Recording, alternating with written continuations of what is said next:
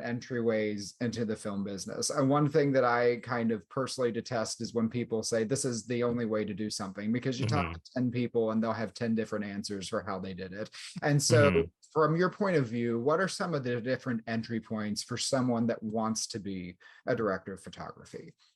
Yeah, to your point, there is no one way to do it. In fact, I really hate, you'll see there's kind of this litany of YouTube videos and wannabe influencers out there that, and the headline of the video will be, use these 10 things to become a professional cinematographer. It's like, these are just misleading clickbait headlines. There is no one way to approach any given situation. There is no one way to approach a career. Everyone's career looks completely different. Like James, you did not go to grad school. You went straight out of undergrad with me, and you went right into working in the industry. I chose to go the film school route. So after undergrad, I moved out to LA to go to USC. Met a whole new group of collaborators there, furthered my education in filmmaking, in cinematography. And then I got out and I started working in, I mean, even when I was there shooting, even when I was at USC, I was doing music videos and short films, and whatever I could shoot, I would do it. And then getting out, I started with a lot of small projects, small commercials, music videos, shorts, and eventually kind of graduated up to feature films and series. So narrative, documentary, etc. But that was my path. I guess what I should say, as I was in school and even graduating, I also took a lot of positions in the camera and G&E department. I gaffed a lot of things. I was electric or grip on a number of things. I would camera op. I still camera op periodically for friends. And I think getting on set in any capacity, really, I would say, but if cinematography is really your dream, getting into either the camera or the lighting department in some capacity, and just learning and observing. Even being a production assistant is really helpful. You kind of get to see how set runs and see what the different departments do. So I think there really is no better teacher than doing it, than experience. Let's say that you don't live in Los Angeles or New York, where you might have access to go work on something, right? Because Mhm. when I grew up, there wasn't, a film community. And, when I first started, as started picking up a lot of stuff and making a lot of terrible mistakes and making projects, some of which were good, some of which were bad. What do you do then if you don't have access to those film communities? Well, I think that, you know, as much as I like to rag on social media and whatever, and everyone being buried in their phones, it's also offered a lot of benefits. Like, right, you and I growing up, the internet was still kind of a new-ish thing, right? Like YouTube was a kind of a new thing. Now there's access to just about any movie you can possibly think of. There's short films all over the place. You can go watch other people's music videos, short films, commercials, and kind of get inspiration. I think there's a lot of value in just finding what you respond to, and watching things and seeing what you like and what you don't like. Establishing some sort of or being able to, I guess, hone in on what your taste is as a filmmaker. And as far as getting out to shoot stuff, if you live in an area that doesn't have that maybe doesn't have a film community, I think you might be surprised if you just ask around to your friends, or maybe put out a blast on on Instagram or Facebook, or some community portal. You might be surprised to find that there are probably other people that feel the exact same way, that don't know where to go. And if you guys can kind of find each other, and just start small, start with something achievable with what you have access to. If all you have access to is an iPhone, fine. Start there. You know, start playing with framing. If you can almost treat it more as a documentary style, where maybe you don't have lights, maybe you don't have professional lenses, and you just kind of have to find beauty in what is around you with what you have access to. So I think no matter where you are, just consider your circumstances and consider your situation, and use that to the best of your ability. But I think you'd probably be surprised to find that you're not alone in the desire to create something. There might be more people around you than you knew.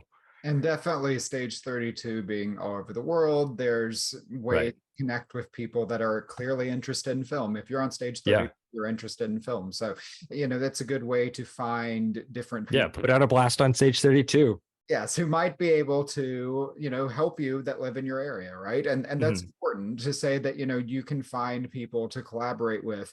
And the thing that I always like to say on that, this isn't really about being a DP or director in general, but my thing is you go make it. It may be good, it may be bad, but then you make something again, and then you make something again, and then you make something Mhm. again. Because if this is something you want to do as a career, or if it's something you want to do as a hobby, those are two very different things. But if Yeah. you want to make a career out of it, you've got to keep making, and not just make it and throw it on YouTube and see what happens, but take it to film festivals, go physically to those film festivals, meet people, network. Mhm. Because I certainly wouldn't have had a career if I didn't do any of those things. It's Uh, not just about yeah. throwing it up on YouTube or TikTok or Instagram or Stage 32. You've got to really add, I believe, a human component of meeting people if this, again, is something you want to do professionally. Yeah, I think the worst thing you can do as an aspiring filmmaker is not do anything. I think if you're just sitting waiting for opportunities to come your way, or waiting for the right moment, I think you're burning time. If you have nothing out in the world, you have nothing to lose. You're never gonna learn anything. And so much of this business is learning through failure. As much as you learn through success, you learn by the things that didn't work as much as you learn by the things that did. Sometimes more, in fact. Oftentimes, I've oftentimes learned more more. from the things that have been terrible than the things that have been successful, for sure. Exactly. Yeah. So you and I have been doing this now for 17 years. Crazy. Mm. Uh, at this point, what does success mean to you as a DP? Which I know is a weird question, but people judge success in so many different ways. What is it that you view as success in your career now? I don't. I've thought a lot about this over the years, and I don't know. I don't know that I even necessarily like the traditional definition of or the idea of of making it, right. Like I don't know if I necessarily prescribe to the idea that someone has made it.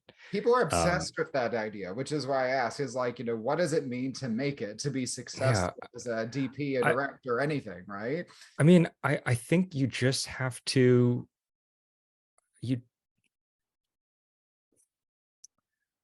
I think about myself, right. And if I 17 years ago, right, if I were to jump forward in time and see where I am now, I think I'd be blown away. Like I get to do as my career the thing that I've always dreamed of.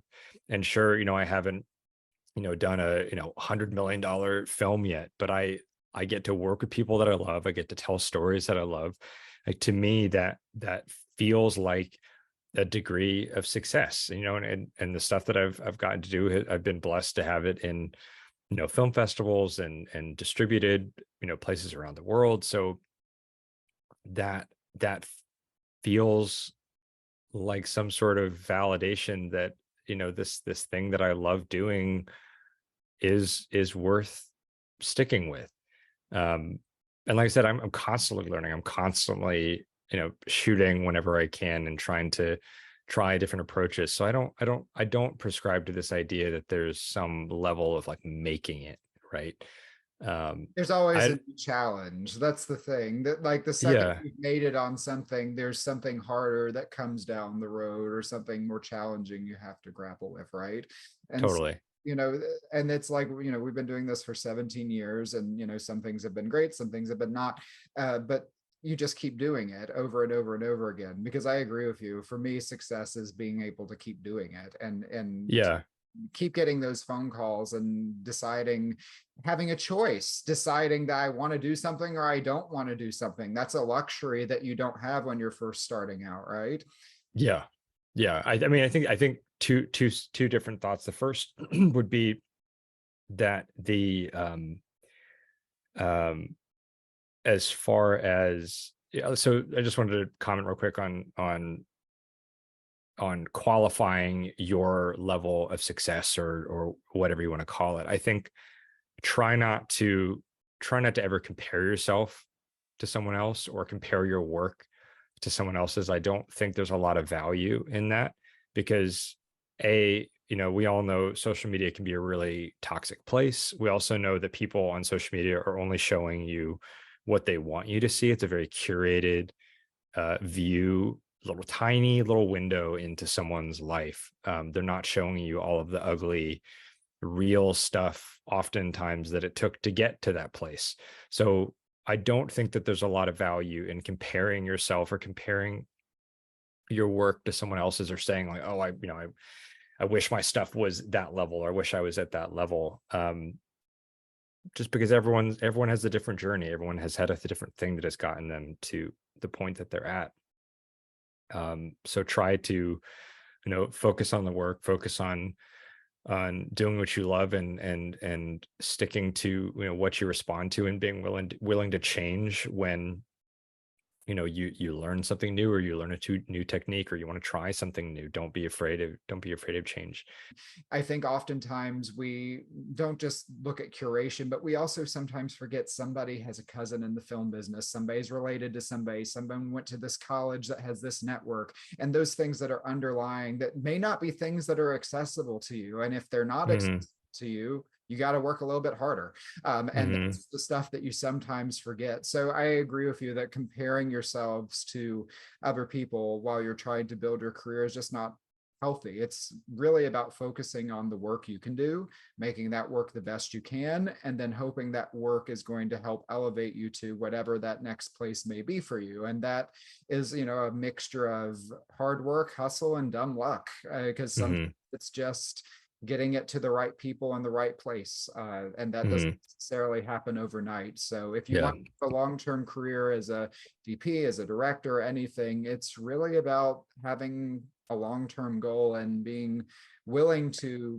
do that work, and establishing a voice. And being patient enough to see those things develop. Because I know you and I have both seen people we start out working with that no longer work in the film business because of various reasons. Sometimes it's financial, sometimes it's not being able to find a voice, not knowing the right person. It's a tough business. And I think it's important to acknowledge that if this is something you want to do, there are a lot of people that want to do it. And so you have to find a way, whether that means you're doing side jobs, side hustles, whatever it is, to get to that point that you can choose what you want to do and not, because it's not something that happens overnight, man. So we're 17 years in and we're only just getting to that point, So absolutely. Well, thank you for taking time to chat today. I hope that this has been helpful to everyone on Stage 32. I will be coming back next month and the month after that and month after that with more of these with different department heads. Let us know in the comments who you would like to hear from, which departments, and I will make sure we arrange that. So again, I'm James Kicklighter, director, and you can follow me on Stage 32 at James Kick, as well as all other social media platforms. John, how can they find you? I'm on Instagram at Jonathan Pope DP, and my website is jonathanpope.com. Thank you again for joining us, and I look forward to hearing from you next time.